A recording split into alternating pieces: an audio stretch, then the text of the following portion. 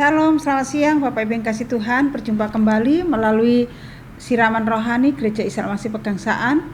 Mari kita akan bersama-sama sharing firman Tuhan sejenak. Tapi sebelumnya mari kita berdoa terlebih dahulu. Mari kita berdoa. Bapa yang baik, kami mengucap syukur kepadamu hari ini. Kami bersama-sama akan merenungkan sebagian dari kebenaran firman-Mu. Biarlah boleh menjadi kekuatan kami bersama, sehingga Tuhan kami boleh diberkati melalui kebenaran firman Tuhan ini. Pakai hamba yang lemah untuk dapat menyampaikan kebenaran firman-Mu dengan pengurapan dan kuasa Roh Kudus yang menyertai hamba-Mu. Terima kasih Tuhan. Kami serahkan Tuhan kebenaran firman-Mu ini ke dalam tangan kuasa-Mu. Terpujilah Engkau Bapa, dalam nama Tuhan kami Yesus Kristus kami mengucap syukur dan kami berdoa. Amin. Tuhan Yesus memberkati. Mari kita bersama-sama membuka Alkitab kita. Saya mengajak Bapak Ibu untuk sharing tentang hadiah terbesar bagi dunia. Karena hari ini menjelang Natal, maka saya berbicara tentang Natal dengan tema hadiah terbesar bagi dunia. Yohanes pasal 1 ayat 9 mengatakan demikian, terang yang sesungguhnya yang menerangi setiap orang sedang datang ke dalam dunia. Sekali lagi saya bacakan, terang yang sesungguhnya yang menerangi setiap orang sedang datang ke dalam dunia. Amin. Nah, Bapak Ibu yang kasih Tuhan, Natal telah tiba. Dan hari ini kita merasakan sukacita Natal telah tiba di dalam setiap kehidupan kita masing-masing. Sungguh merupakan satu anugerah Tuhan yang begitu luar biasa besar dalam setiap kehidupan kita. Kalau kita memperoleh kesempatan untuk kita merayakan Natal kembali. Di tahun-tahun sebelumnya, Bapak Ibu yang kasih Tuhan, kita tidak bisa merayakan Natal bersama-sama dengan saudara seiman di gereja. Karena pandemik, karena segala sesuatunya terbatas, sehingga kita merayakan Natal hanya di rumah saja bersama dengan beberapa anggota keluarga. Namun Bapak Ibu yang kasih Tuhan, yang perlu kita catat dan kita garis bawahi, Natal kali ini mungkin berbeda dengan Natal-Natal sebelumnya. Kenapa? Karena Natal kali ini masih ada pembatasan-pembatasan, masih harus pakai masker, harus menjaga jarak, dan juga dalam berinteraksi tidak seperti sebelum-sebelumnya sebelum ada pandemi. Dan terlebih lagi, Natal kali ini mungkin kita tidak bersama-sama lagi dengan orang-orang yang kita kasihi. Kenapa? Karena orang-orang yang kita kasihi sudah terlebih dahulu pulang ke rumah Bapa di surga. Namun yang menjadikan kita tetap bersukacita adalah kita masih bisa merayakan Natal, memuji Tuhan, menyembah Tuhan di dalam perayaan Natal kali ini.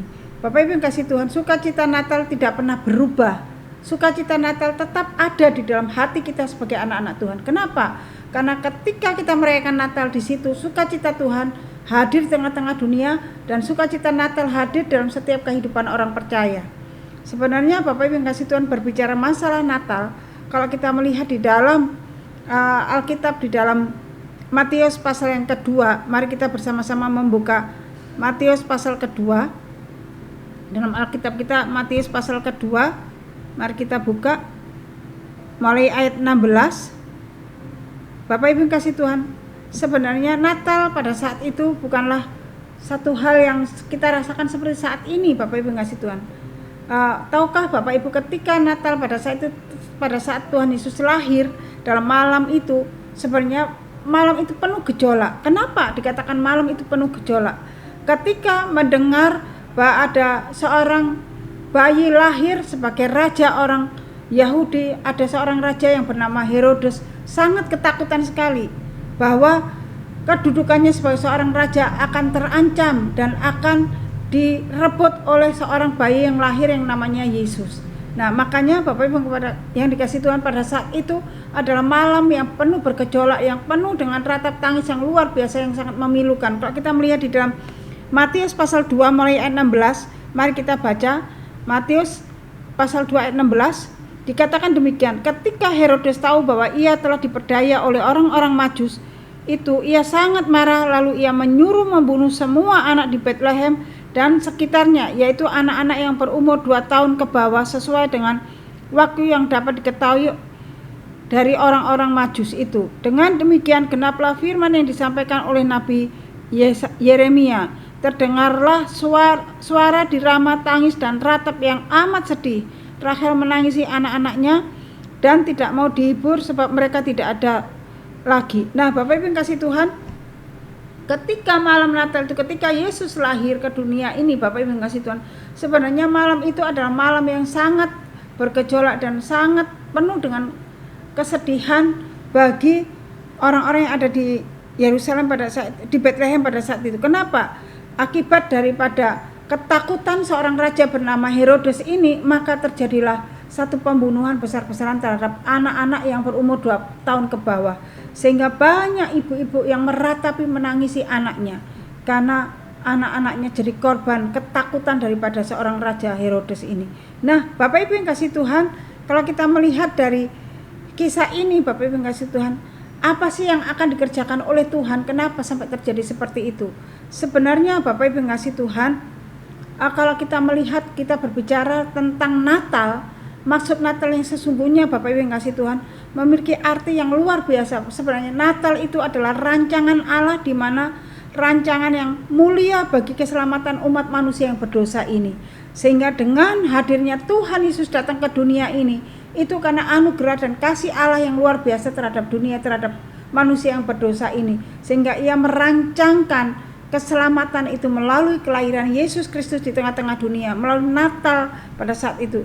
Sehingga Bapak Ibu yang kasih Tuhan, kalau kita membaca di dalam Yohanes pasal 3 ayat 16 mengatakan, karena begitu besar kasih Allah akan dunia ini, sehingga ia telah mengaruniakan anaknya yang tunggal, supaya setiap orang yang percaya kepadanya tidak binasa, melainkan beroleh hidup yang kekal. Jadi Bapak Ibu yang kasih Tuhan, ini menunjukkan karya keselamatan yang dikerjakan Allah bukanlah rancangan yang biasa, rancangan yang sembarangan, tetapi karya Allah yang luar biasa dinyatakan di tengah-tengah dunia ini untuk menyelamatkan manusia yang berdosa melalui Natal, melalui kelahiran Yesus di tengah-tengah dunia ini. Sehingga Bapak Ibu yang kasih Tuhan, dikatakan di dalam Yohanes pasal 3 ayat 16 tadi, setiap orang yang percaya kepada Yesus Kristus tidak binasa, melainkan peroleh hidup yang kekal. Lalu bagaimana yang tidak percaya? Firman Tuhan mengatakan hanya setiap orang yang percaya kepada Tuhan Yesus yang mengalami keselamatan kekal. Tetapi bagi yang tidak percaya, Bapak Ibu yang kasih Tuhan, Bapak Ibu bisa jawab sendiri. Jadi hanya orang yang percaya kepada Yesus Kristus yang tidak mengalami kebinasaan kekal, melainkan memperoleh hidup yang kekal. Yang tidak percaya berarti dia tidak memperoleh hidup yang kekal, tetapi mengalami kebinasaan. Karena firman Tuhan mengatakan ayat Yohanes ayat 3 pasal 3 ayat 16 dikatakan, karena begitu besar kasih Allah akan dunia ini, sehingga ia telah mengaruniakan anaknya yang tunggal, supaya setiap orang yang percaya tidak binasa. Hanya orang yang percaya tidak binasa, melainkan peroleh hidup yang kekal. Bagaimana yang tidak percaya? Bapak Ibu yang kasih Tuhan, firman Tuhan mengatakan hanya orang yang percaya saja. Nah, inilah Bapak Ibu yang kasih Tuhan, karya keselamatan yang dikerjakan Allah bukanlah rancangan sembarangan, namun karya keselamatan Allah ini sudah dirancangkan sejak dari kekekalan. Dan karena kasih Allah yang begitu besar, Allah rela menyerahkan atau mengaruniakan anaknya yang tunggal menjadi tebusan bagi umat manusia yang berdosa. Nah, Bapak Ibu yang kasih Tuhan, inilah hadiah terbesar dari Allah bagi dunia, yaitu yang pertama, Bapak Ibu yang kasih Tuhan, terang Kristus bagi dunia yang gelap karena dosa. Jadi Bapak Ibu yang kasih Tuhan, ketika manusia jatuh dalam dosa dan rancangan Allah dinyatakan melalui Natal, melalui kelahiran Yesus Kristus, itu sebenarnya adalah hadiah terbesar bagi dunia ini. Dunia yang gelap karena dosa, karena kehadiran Kristus di tengah-tengah dunia ini, maka terang itu menerangi kegelapan di tengah-tengah dunia ini, sehingga manusia yang berdosa itu memiliki terang dalam hidupnya. Dan yang kedua, hadiah yang kedua, Yesus Kristus datang ke dunia tanpa dipenuhi dengan gemerlap dan kemegahan. Dia lahir dalam sebuah kandang yang hina dan miskin di tengah dunia yang dicengkeram oleh kegelapan dosa. Jadi Bapak Ibu yang kasih Tuhan, kehadiran Yesus ini, kehadiran Tuhan Yesus di tengah-tengah dunia ini membawa terang yang besar, menerangi kegelapan karena dosa, sehingga kegelapan itu sirna karena hadirnya Kristus di tengah-tengah dunia ini. Dan yang ketiga, Bapak Ibu yang kasih Tuhan, keselamatan kekal bagi manusia yang berdosa. Jadi Bapak Ibu yang kasih Tuhan, hadiah yang terbesar yang Allah berikan bagi dunia, yang pertama, terang Kristus hadir menerangi kegelapan bagi dunia yang berdosa ini. Yang kedua, Kristus hadir untuk memberikan terang yang luar biasa bagi orang berdosa yang kegelapan. Dan yang ketiga, keselamatan kekal bagi manusia yang berdosa. Ada keselamatan yang kekal. Dan yang keempat, Bapak Ibu yang kasih Tuhan, karya ajaib Tuhan menjadikan kita manusia yang berdosa yang menjadi manusia yang baru di dalam Kristus, di mana manusia yang sudah rusak karena dosa dan hidup dalam kegelapan telah dibaharui oleh Tuhan Yesus dalam terang kasih-Nya. Nah, Bapak Ibu yang kasih Tuhan, 4 hal inilah hadiah terbesar yang diberikan Tuhan kepada dunia yang berdosa, yang penuh kegelapan ini, untuk menyelamatkan manusia yang berdosa. Bapak Ibu yang kasih Tuhan, firman Tuhan dengan jelas dalam Yohanes pasal 3 ayat 16, setiap orang yang percaya kepadanya tidak binasa melainkan memperoleh hidup yang kekal. Saat ini bagi Bapak Ibu yang belum percaya kepada Tuhan Yesus sebagai Tuhan dan Juru Selamat, terimalah Dia sebagai Tuhan dan Juru Selamatmu, maka engkau akan memperoleh hidup yang kekal bersama dengan Kristus. Bapak Ibu yang kasih Tuhan, jangan takut. Ketika kita percaya kepada Tuhan Yesus, janji Tuhan tadi dikatakan setiap orang yang percaya kepadanya tidak binasa melainkan peroleh hidup yang kekal. Nah, saya mengundang Bapak Ibu sekalian yang belum percaya kepada Tuhan Yesus, yang belum terima Yesus sebagai Tuhan dan Juru Selamat, Bapak Ibu sekalian, saat ini adalah saat yang tepat Bapak Ibu untuk menerima Dia, percaya Dia sebagai Tuhan dan Juru Selamat Bapak Ibu sekalian. Maka Bapak Ibu yang kasih Tuhan, dikatakan kalau engkau percaya kepadanya tidak binasa melainkan peroleh hidup yang kekal. Tentunya Bapak Ibu sekalian tidak mau binasa, bukan?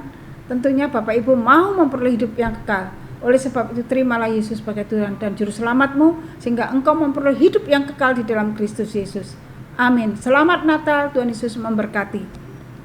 Bapak Ibu yang kasih Tuhan, biarlah Yesus Kristus datang untuk membawa terang dalam hidup kita, supaya kita hidup di dalam terang kasih-Nya, dan kita tidak hidup di dalam kegelapan, dan kita tidak hidup di dalam perbuatan jahat, tetapi terimalah Yesus sebagai Tuhan dan Juru Selamatmu.